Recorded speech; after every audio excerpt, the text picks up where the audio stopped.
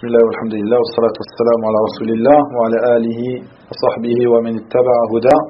Amma ba'du, aujourd'hui la nuit du 22 du mois de Safar de l'année 1442 après la hijra de notre prophète Muhammad sallallahu alayhi wa sallam, la troisième assise concernant ce livre, une lecture et un léger commentaire du livre de Cheikh l'Islam Muhammad ibn Abdul Wahhab ibn Sulaiman al-Tamimi rahimahullah ta'ala, intitulé Arba'u Qawa'id Tadour al-Ahkamu alayha, 4 règles autour desquelles tourne la législation.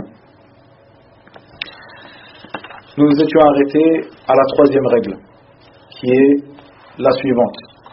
La troisième règle, le délaissement de la preuve limpide et l'argumentaire par un terme prêtant à équivoque est la voie des gens déviants, des gens de l'égarement, comme Al-Rafidah et Al-Khawarij.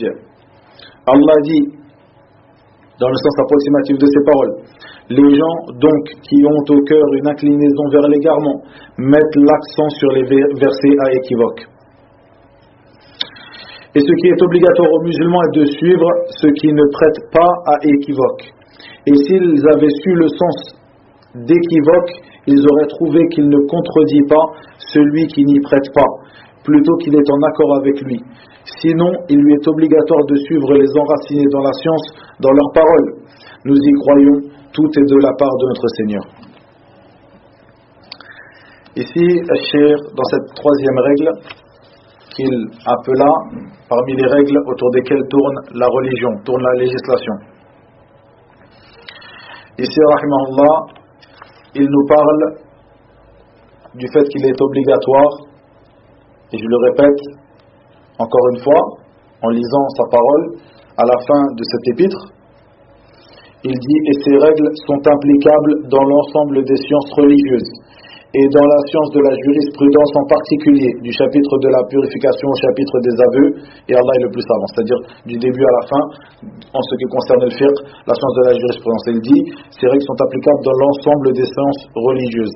C'est pour ça que j'ai choisi de traduire le titre du livre par 4 règles autour desquelles tourne la législation ou la religion dans son ensemble. Et il parla précisément ou en particulier de la science de la jurisprudence, le fiqh, car il donna, après la 4e règle que nous allons lire aussi aujourd'hui, plusieurs exemples dans le chapitre des eaux, le premier chapitre des chapitres de la jurisprudence. Donc ici, dans cette règle, le cheikh nous parle du fait qu'il est obligatoire aux musulmans de délaisser ceux qui prêtent à équivoque, mais plutôt que le fait de délaisser la preuve limpide et le fait d'argumenter par un terme prêtant à équivoque, ceci est la voie des gens déviants. Parmi eux, il cita Al-Rawafid ou Al-Khawarij. Et ceci car Allah dit, comme dans Surat Al-Imran, dans le sens de ces paroles, les gens donc qui ont au cœur une inclinaison vers l'égarement mettent l'accent sur les versets équivoques. C'est-à-dire qu'Allah tabaraka wa ta'ala appela ceux qui mettent l'accent sur des versets qui peuvent prêter à équivoque, et les appela les gens qui ont au cœur une inclinaison vers l'égarement. Puis il dit, et ce qui est obligatoire aux musulmans, c'est de suivre ceux qui ne prêtent pas d'équivoque, ce qu'on appelle en arabe al-muhkam, ceux qui ne prêtent pas équivoque. Puis il dit, s'ils avaient su le sens d'équivoque, de ceux qui prêtent à équivoque, ils auraient trouvé qu'il ne contredit pas celui qui n'y prête pas, car il est impossible de trouver dans notre religion une preuve qui va à l'encontre d'une autre preuve. Donc il y a dans notre religion aucune preuve du Coran, de la Sunna qui contredira une autre preuve, mais plutôt comme le dit Cheikh ici, s'ils avaient su le sens d'équivoque, de celui qui prête à équivoque, ils auraient trouvé qu'il ne contredit pas celui qui n'y prête pas, mais plutôt qu'il est en accord avec lui. Et sinon, il est obligatoire aux musulmans donc de suivre les enracinés dans la science, dans leurs paroles. Nous y croyons, tout est de la part de notre Seigneur. Ceci est la parole, le sens approximatif de la parole d'Allah tabaraka wa ta'ala concernant ar-rasikhuna fil ilm, c'est-à-dire les enracinés dans la science. Ils disent, nous y croyons, tout est de la part de notre Seigneur. Et ceci est une obligation pour le musulman. Puis la 4e règle,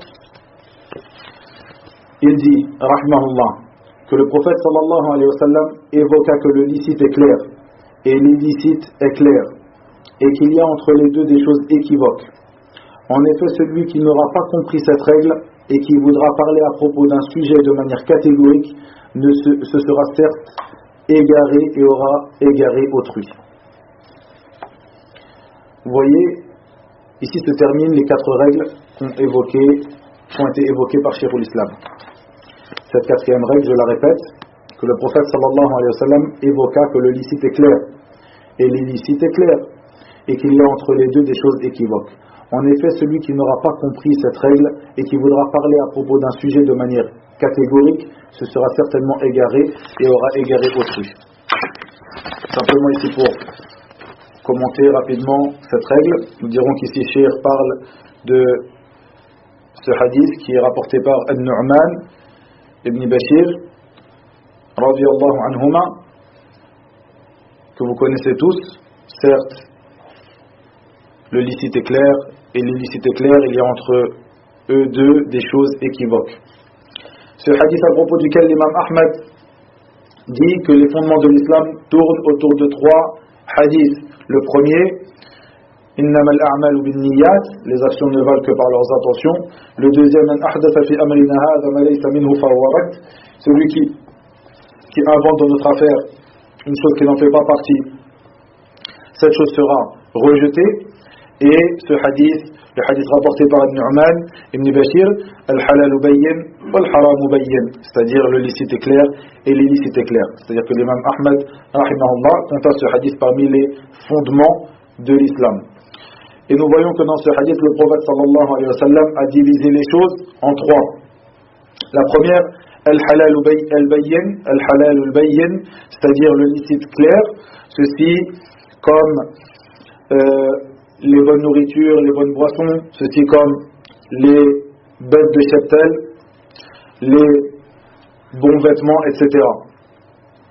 Et ceci est quelque chose de licite clairement, du moment que cette chose n'arrive pas à la propriété d'une personne, c'est-à-dire qu'une personne ne les approprie pas de manière illicite, comme l'a précisé ici Cheikh Abdel Muhsin Al-Abbad, hafidahullah.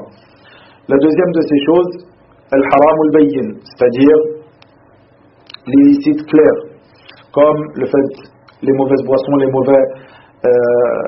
mauvaises nourritures, comme ceci les mauvaises boissons, le vin, l'alcool, les mauvaises nourritures comme la bête morte, etc. Et ces deux-là, le premier et le deuxième, c'est-à-dire le licite clair comme l'illicite clair, l'ensemble des musulmans le connaissent. C'est quelque chose qui est clair pour tout le monde, que ce soit les savants ou les gens de la masse, tous le connaissent.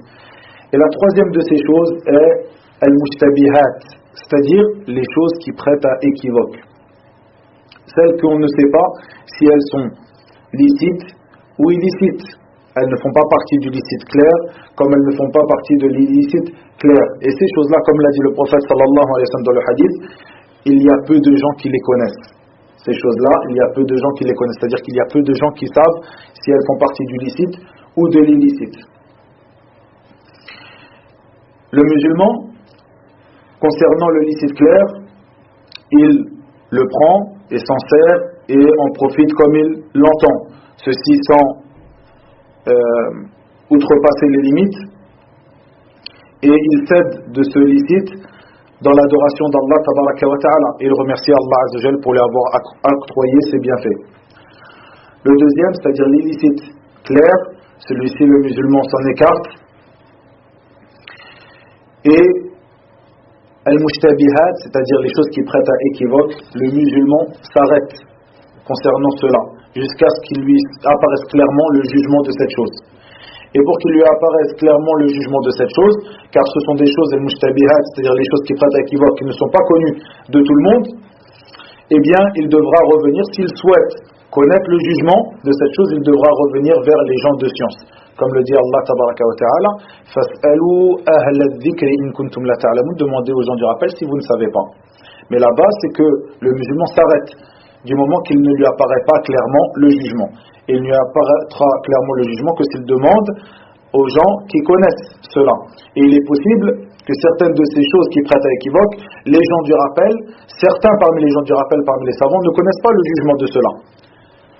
Donc, ce sont des choses, comme l'a dit le prophète sallallahu alayhi wa sallam, que peu de gens connaissent. C'est-à-dire qu'il y a peu de gens qui savent si elles font partie du halal, du licite ou de l'illicite al-haram. Ceci concernant la quatrième règle qu'a évoquée Cheikhul Islam ici. Comme vous le voyez, nous terminerons le cours d'aujourd'hui sur cela. Et Cheikh, ici dans ce livre, dans cet épître qu'il intitula, dans le sens, 4 règles autour desquelles tourne la législation, la religion. Il nous évoqua 4 règles qui, comme il le dit, sont des règles applicables dans l'ensemble des sciences religieuses. Et en particulier dans la science de la jurisprudence, et ceci nous le verrons au prochain cours, certains exemples concernant les règles jurisprudentielles en rapport avec le chapitre des eaux, concernant le chapitre de la purification. Puis il cita ces 4 règles qui sont, la première, l'interdiction de parler d'Allah ou sur Allah sans science. Ceci d'après la parole d'Allah tabaraka wa ta'ala, comme dans Surat al-A'raf que nous avons cité. La deuxième de ces règles, que toute chose à propos desquelles le législateur ne s'est pas prononcé est une faveur, une indulgence envers les créatures. Et il n'est pas permis à quelqu'un d'interdire une chose ou de la rendre obligatoire, ni de lui donner un caractère recommandé mustahab, ni de lui donner un caractère détestable makruh, sans avoir une preuve. Et ceci d'après la parole d'Allah Azza wa Jalla comme de Surat al-Ma'ida, le verset numéro 101, et la parole du prophète dans le sens de ces paroles. Et s'il s'est tu sur certaines choses, par miséricorde pour vous, non par oubli, ne demandez donc pas après elles. Et ceci nous l'avons détaillé dans le cours dernier. La troisième règle que nous avons citée ici, le fait que le délaissement de la preuve limpide et le fait d'argumenter par des termes équivoques ou prétend équivoque, ceci est la voie des gens de l'égarement. Et ce qui est obligatoire aux musulmans, c'est de suivre ce qui ne prête pas à équivoque, al-muhkam, ce qui ne prête pas à équivoque. La quatrième de ces règles, comme nous venons de le dire, le fait que le prophète ça nous évoqua que le licite est clair et que l'illicite aussi est clair, qu'il y a entre ces deux choses des choses équivoques.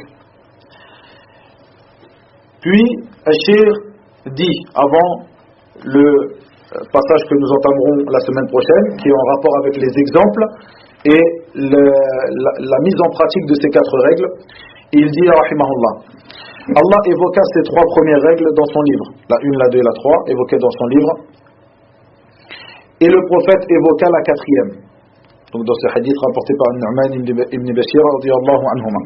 Et sache qu'Allah te fasse miséricorde, que la religion tourne autour de ces 4 paroles, malgré leur concision, c'est-à-dire malgré le fait que ces paroles soient concises, comme vous le voyez, on peut les lire en moins de 5 minutes, mais l'ensemble, Cheikh nous dit que l'ensemble de la religion tourne autour de ces 4 règles, ces 4 paroles, malgré leur concision. Et ce que l'orateur parle à propos de la science du tafsir, l'exégèse du Coran, ou la science des fondements, ou la science des œuvres du cœur, que l'on appelle la science des comportements, ou qu'il parle dans la science du hadith, ou la science du licite et de l'illicite, et des jugements religieux, qui est appelée la science de la jurisprudence, el-fiqh, ou dans la science de la promesse et la menace d'Allah tabaraka wa ta'ala, et à propos d'autres que cela parmi les sortes de sciences religieuses. Et je te donne un exemple par lequel tu sauras la véracité de ce que j'ai avancé. Je te donne un exemple dans un art parmi les arts de la religion, qui est la science de la jurisprudence, le fiqh. Et je prendrai ces exemples dans un seul chapitre, le premier chapitre, le chapitre des eaux. Et ceci sont les exemples que Cheikh rahimahullah a donnés afin de mettre en pratique ces 4 règles dans le chapitre des eaux, le premier chapitre, que nous verrons et que nous entamerons la semaine prochaine, inshallah ta'ala. Wa ila huna wa billahi tawfiq. Wa sallallahu wa sallam wa baraka ala nabiyyina Muhammad. Wa akhiru da'wana anil hamdulillahi rabbil alamin.